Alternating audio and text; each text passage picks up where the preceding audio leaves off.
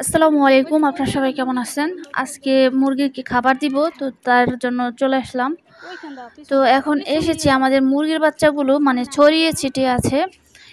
আর আজকেও মানে বৃষ্টি হয়েছিল হালকা পাতলা, আবার রোদ উঠেছে, আবার বৃষ্টি হয়, এরকম করতেছিল। তো আজকে আমি মুরগির বাচ্চাগুলো ছেড়েই রাখছি। আর মুরগির বাচ্চাগুলো কিন্তু এখন কুকুরে ওইরকম একটা ইয়া করে না, মানে ওরা দৌড়ে পালানোর মতন ওদের শক্তি আছে। তো তার জন্য ছেড়ে রাখছি। তো খাবার দিয়েছিলাম, তো পাশের অন্য মুরগিগুলো এসে খাবারগুলো খেয়ে ফেলে এবং ওদেরকে আবার ঠোকর দিয়ে ওরা আবার পালিয়ে যায়। তো এই জন্যই আসলাম যে একটু দাঁড়িয়ে থেকে তারপরে খাবারগুলো যদি খাওয়ানো যায় তাহলে ভালো হবে। তো আসার পরে আমি আবার কাজ করতেছিলাম, যে আফরিয়াকে বলে বলে মানে বাচ্চাগুলোকে এদিকে আনার চেষ্টা করতেছিলাম। তো বাচ্চাগুলো বাইরে চলে গিয়েছে, ওই জায়গায় আবার অন্য মানুষ ডাটা বুনতেছিল, মানে ডাটা লাগিয়েছে, ওগুলো হয়েছে, ওই শাক পাতাগুলো ওরা আবার নষ্ট করে ফেলে। তো আমি যদি খাবার দিয়ে আটকে রাখি তাহলে মানে সারাদিন ভালোই থাকে। আর ওরা এতটা ভালো হয়ে গেছে, মানে যখন যাদের লোক মালিক আসে মানে ডাটা, তখন কি করে ওরা দৌড় দিয়ে খাঁচার কাছে এসে ভিতরে যায় বসে থাকে, মানে চুপচাপ, মানে কোনো যে দুষ্টামি করছে তখন অন্য মানুষের ফসল নষ্ট করছে ওইটা আর বোঝাই যাবে না, মানে এরকম।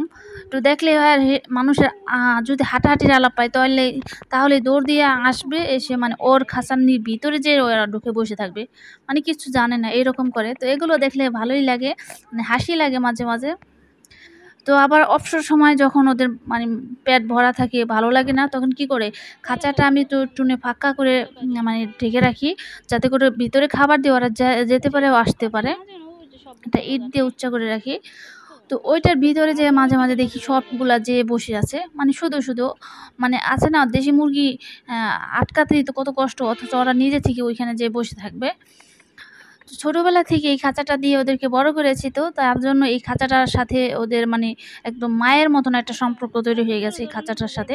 খাঁচাটা আমি যেই কোণারে রাখবো ওই কোণারে যে বসে থাকবে, খাঁচার ভিতরে খাঁচার উপরে। তো এই দৃশ্যটা আমার খুবই ভালো লাগে। তো আর কিছুদিন পর হয়তো আমাদের নতুন করে এই যে মুরগির বাচ্চা ফুটাবে, আমাদের কুচে মুরগিটা বের হয়েছে, এখন খাবার খাবে ওয়ও। তো খাবার বেশি পরিমাণ দিয়েছি, এইখানে দেখেন এই জায়গা থেকে আমাদের কুচে মুরগিটা বের হলো, এখন খাবার খাচ্ছে। আর এই যে হচ্ছে মানে ওদের খোপের ভিতরে একটু নোংরা হয়েছে, ওটা পরিষ্কার করে ফেলবো ভাবছি। একটু খড়কুটা এনে বিছিয়ে দিব, যাতে করে সুন্দর করে, সামনে তো আবার বৃষ্টি বেশি হবে, তো তখন মানে ওদের যাতে অতটা শীত না লাগে, তো তার জন্য একটু বেশি পরিমাণ খড়কুটা দিব। আর ঈদের আগেই সম্ভবত আমাদের মুরগির বাচ্চা হতে পারে, কারণ আমি অনেক আগেই কুচে দিয়েছি, তো সেটা আপনাদেরকে দেখানো হয়নি আর কি।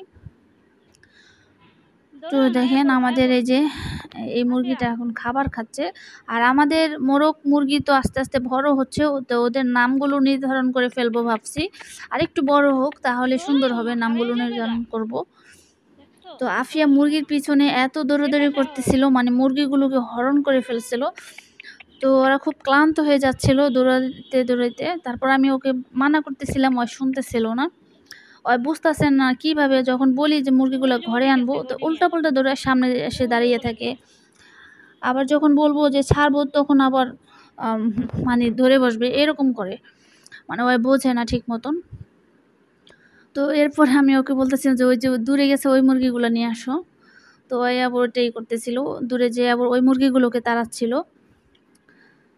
আর আমাদের সে আগের বাসায় কিছু গাছ আছে, মানে টপে কিছু গাছ আছে, ওই টপগুলো নিয়ে আসবো। তো আজকের ভিডিও ছিল এই পর্যন্তই। আপনারা সবাই ভালো থাকবেন, সুস্থ থাকবেন। আসসালামু আলাইকুম।